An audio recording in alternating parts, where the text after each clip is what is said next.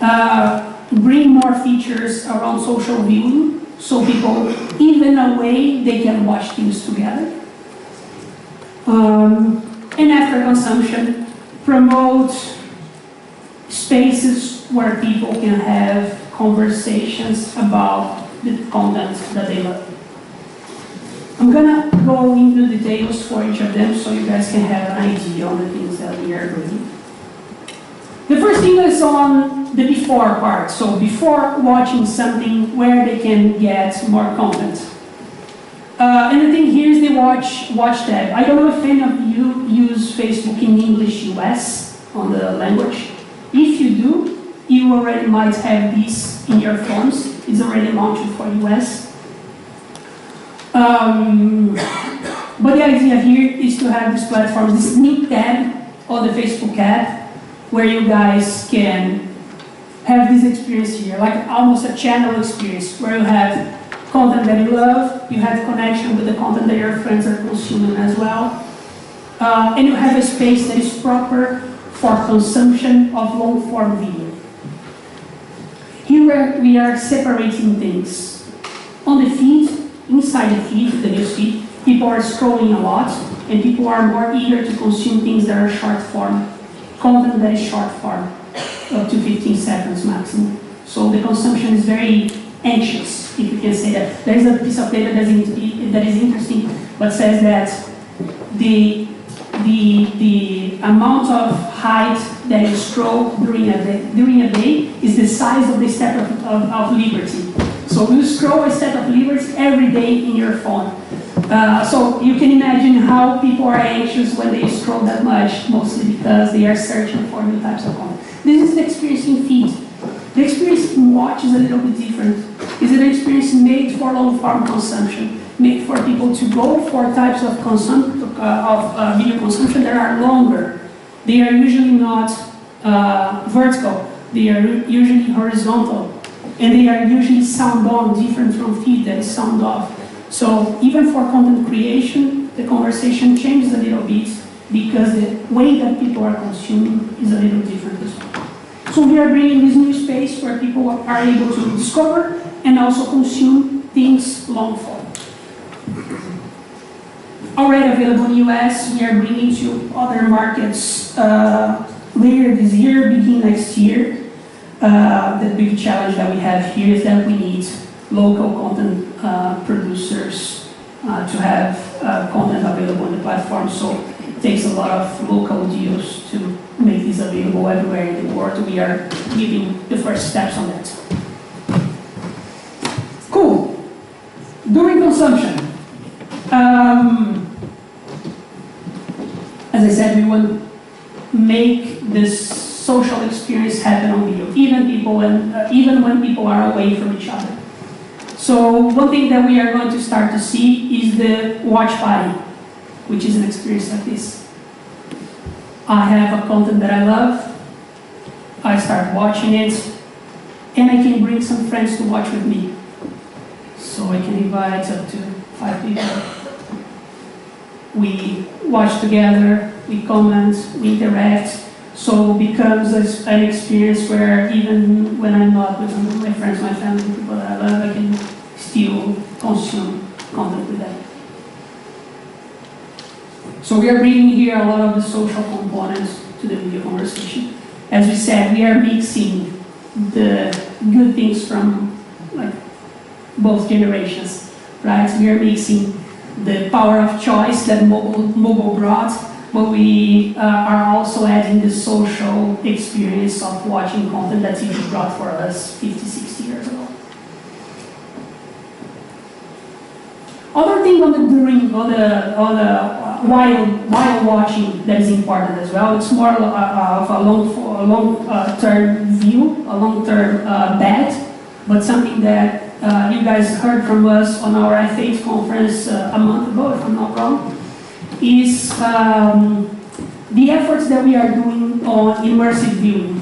And by that I mean the Oculus platform. We launched our first device for immersive viewing. If I'm not wrong, the price in EMEA is around 220 euros. So it's affordable. It's the first time that Facebook produces an actual device for consumption. We're always a technology company, and we are for the first time bringing a device because we understand that this thing there will change a lot the way that people consume content, interact with content.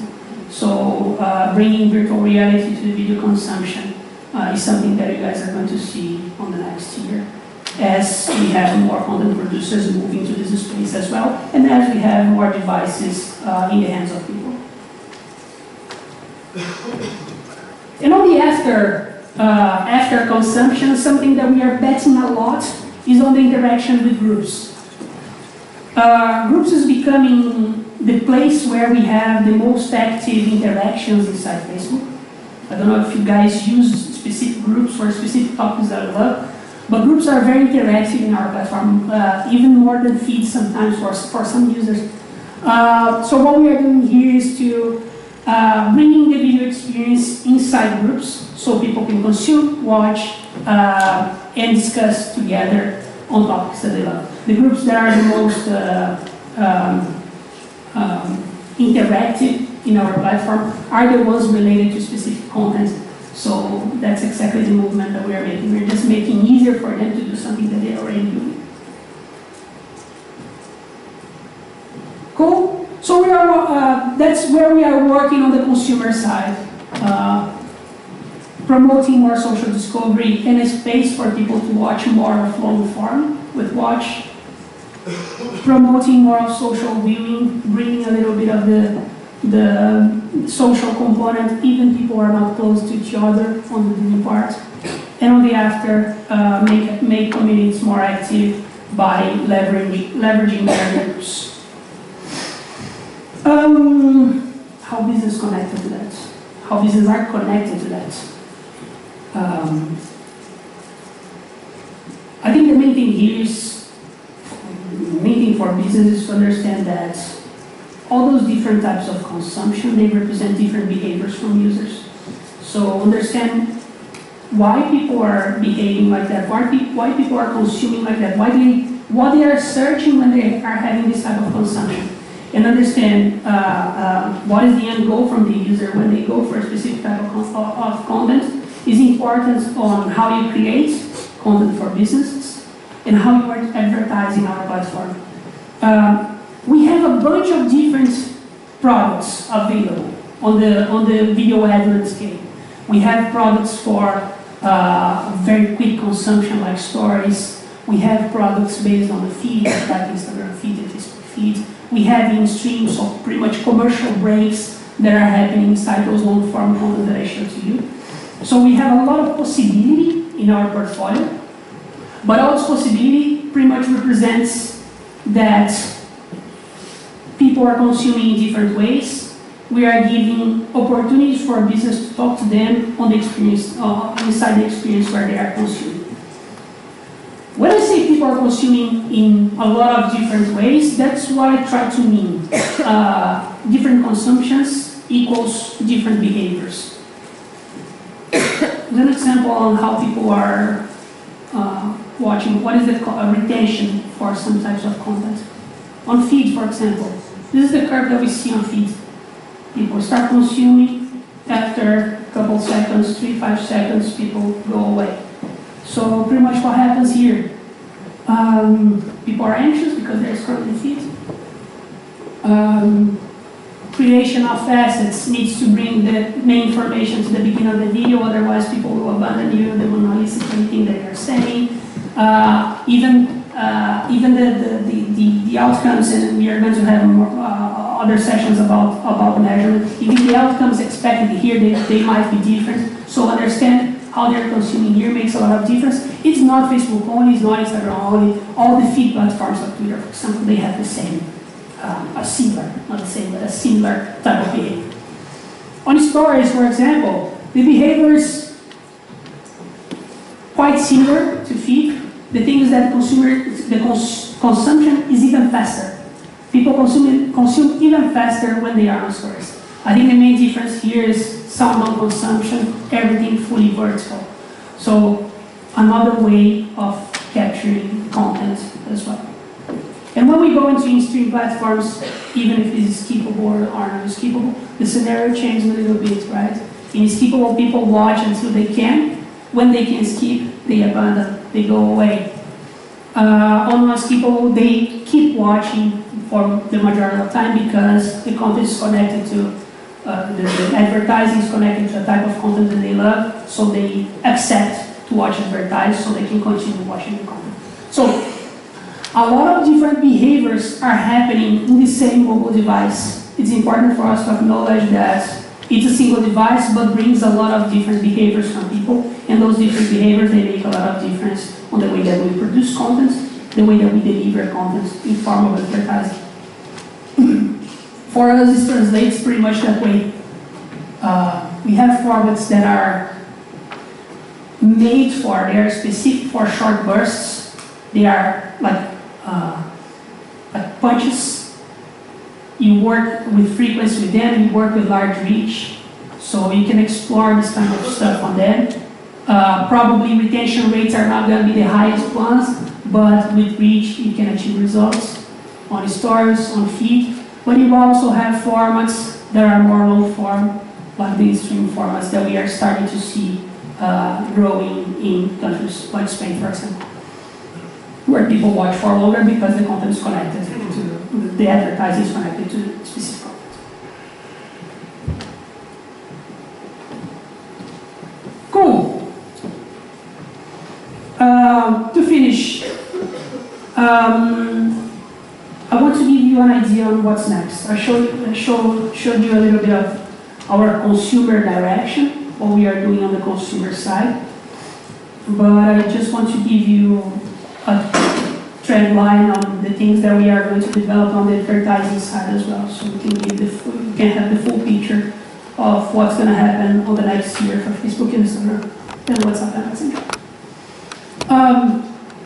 The first thing is on stories. Stories is growing a lot in our platform. Some of the trend lines that we see show that stories are going to be bigger than feed in a short period of time. People are producing more stories, people are consuming more stories. The stories is a feature inside Instagram and already has 300 million users, larger than all apps like Snapchat. So we are making a lot of efforts on this front. You guys are going to see that a lot of the development that we are going to bring is going to be on the stories front. The first one that I can already share with you is that we are opening stories advertising to Facebook.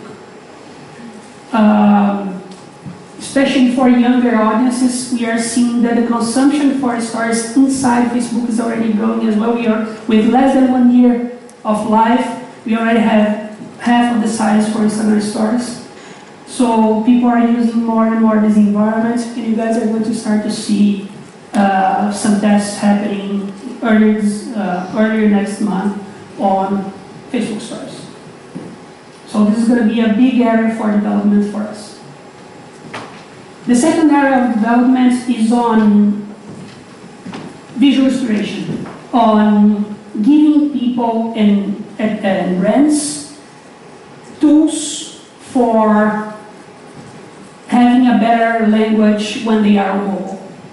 So we are exploring a lot in terms of filters, in terms of camera effects. So the type of communication, the type of conversation that people are having in this platform gets more visual as we grow as a platform. It's much less about the sound, much less about the text. It's much more about the visual resources that we have available there. So a lot of effort here. And lastly, VR, AR. We announced this on F8 as well. And we are starting to have some companies and some content producers having some traction here. But the camera effects are some of the things all around the animation again because it's nice.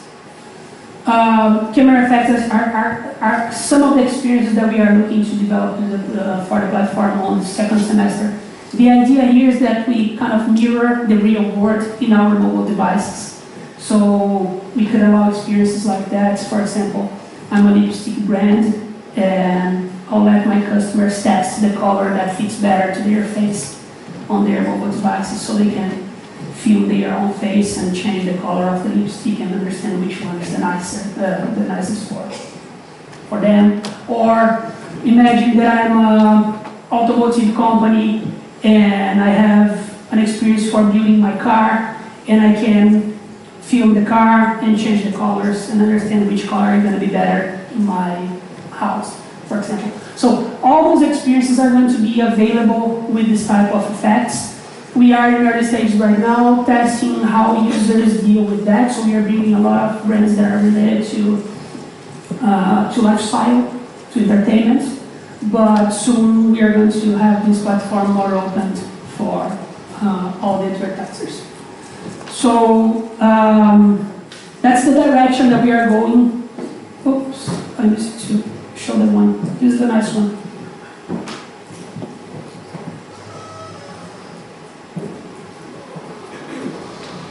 We can bring some cool effects and make the conversation more immersive.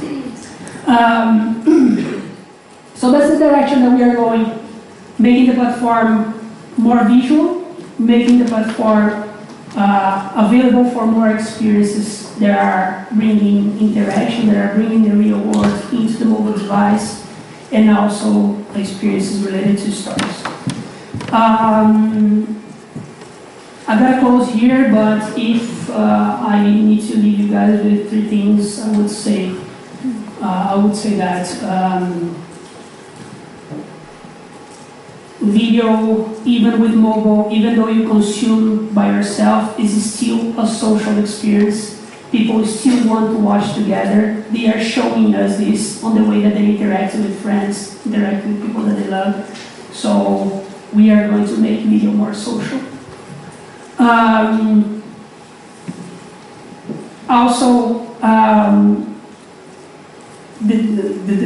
way that people involve around communities is super strong. So the conversation around groups is something that we are focusing a lot, and that's where we are seeing most of the interaction happening. So this is an important point as well. And third thing, opportunities for business are growing. We're expanding more our portfolio, as you guys could see there.